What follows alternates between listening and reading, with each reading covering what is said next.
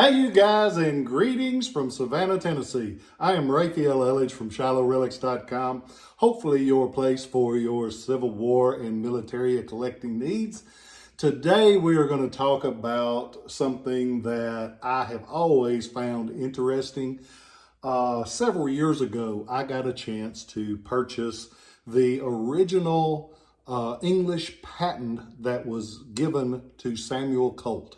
Yep, Samuel Colt, famous gun maker. He tried to venture over into England and make guns. They basically made it so hard on him he didn't get it. But this has been hanging on my wall. This is the original patent for firearms improvement that was given to Samuel Colt in 1849. It says to Samuel Colt of Trafalgar Square, for it's handwritten on vellum, all detailed out, 1849 silver seal in the corner.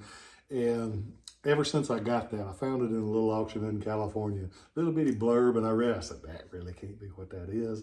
I said, can you send me some pictures of that? They sent me pictures, and I was like, holy crap, that's Sam Colt's patent. So I took that, and I have always been fascinated by London-made Colts since I got that piece. I liked them before, but I really like them now. And recently there was a couple of collections that sold, and I was able to buy several. If you go on the website as of the time of this video, you'll see them. Several cased London revolver sets. And you don't see them very often. I was able to get several of them. I got two Damascus pattern gold inlaid Colts like that. Wow. They're really, really pretty guns, detailed out the yin-yang in the original kind of boxes. But I got two of those. I got three or four of the standard ones, and this is two of them. This is two of the pretty ones. And the reason I use these, because there's two variations. The London Colts, they made them from 1853 to 1857 for the 36 caliber revolvers known as the Navy revolver. 36 means Navy to collectors, 44 means Army. Not meaning that they were strictly used by one or the other. Anybody could buy these because they were privately purchased. But they made 42,000 of them in England. They made well over 100,000 of them, actually 200,000 of them here in America. But the English ones were a critter all their own because they were made under that patent that he had in England. The early ones, some of them were made with Colt parts, Hartford-made parts that they shipped over and produced the first ones. They say 2,000 and under have a better likelihood of being made with Colt parts. This one is one of those early productions, serial number 1400 and change, but you can tell it easily because one trait that you look for on the standard London Navy revolver, 36 caliber, officially known as the model 1851, is that the London standard production has an iron trigger guard where the early one has the brass. This one has the brass, that one has the iron, the standard iron one, because the serial number is higher. The parts, England like to inspect their pieces, so you will see a lot of inspection marks on the things. There'll be lots of British proof marks. This one has them all out, has a lot of color, case colors, factory colors, and it's in a retailer case. The casings make a lot of difference on these, because some people are better known retailers. Some of them are left completely blank, so the retailer could sell the gun without advertising for anybody other than Colt. This one has the original paper label in the top. One thing that you look for, that it took me a long time to realize it, on a London or an English Colt set, the nipple wrench, which is this piece here that you use to take out the nipples should you need to, this piece here, instead of just laying in the case like an American set, it actually goes up and down. There's a custom little spot for it to go in where it stays in place. A lot smarter. I don't know why they didn't do that over here, but evidently we'd hit the whiskey and didn't quite get that strategery laid out there.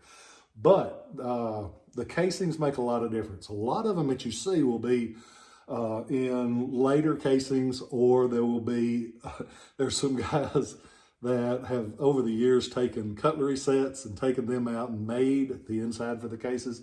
Having an original case makes a lot of difference. And there's some really good copies out there, so be careful that you know who you get it from, or you know your stuff.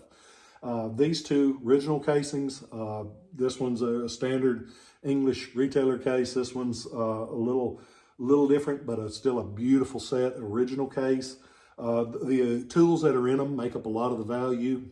And the weird thing is, with these, a lot of times with a cased Colt, there's a lot more money in them if you break them apart and sell them apart, because you figure the gun's a few thousand, the case will bring 1,000 to 2, the parts will usually bring 1,000 to 2, and so a lot of them get broken apart, and then people will be like, well, I'm gonna put together a set, and then they pay to buy all the pieces, put it back together again.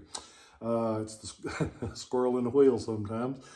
But these two are a couple of the beautiful guns that I've got on the website right now. Some beautiful case sets. They are true London ones. The patent that I've got, I ain't selling that one. That's part of my retirement account. But I do have this picture in there so you can see it, just because I'm proud of it.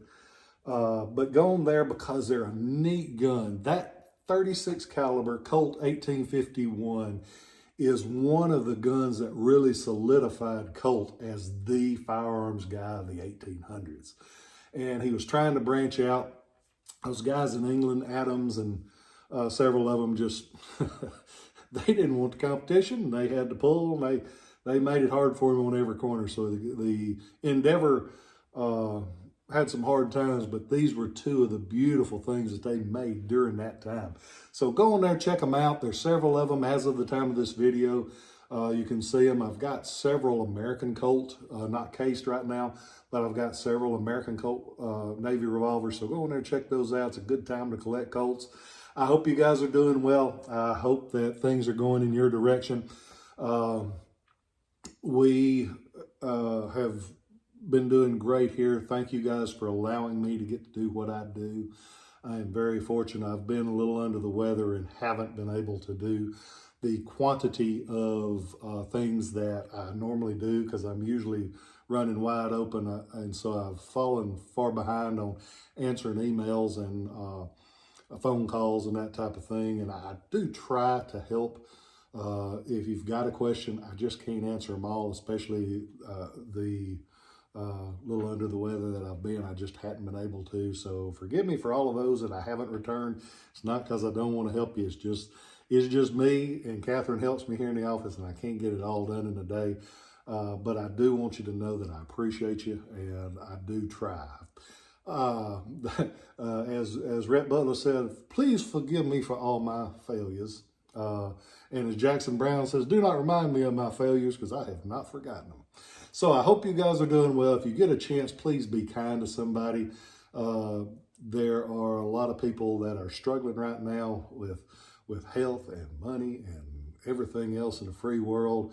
So just take a second and be kind to people, because that little bit of kindness might be the only thing that they have seen kind all day long. And you can change somebody's life, and you can be a positive influence just as easily as you can be a butthead. Actually, a little easier. So if you get a chance, be kind. I appreciate you guys. Please go on to ShilohRelics.com. Check it out. I've got a lot of really cool things on there. A lot of big things in the works if they come together. I plan on being here for a long time. Y'all gonna have to put up with me. I'm gonna outlive the cockroaches. I love you guys, and I'll catch you next time.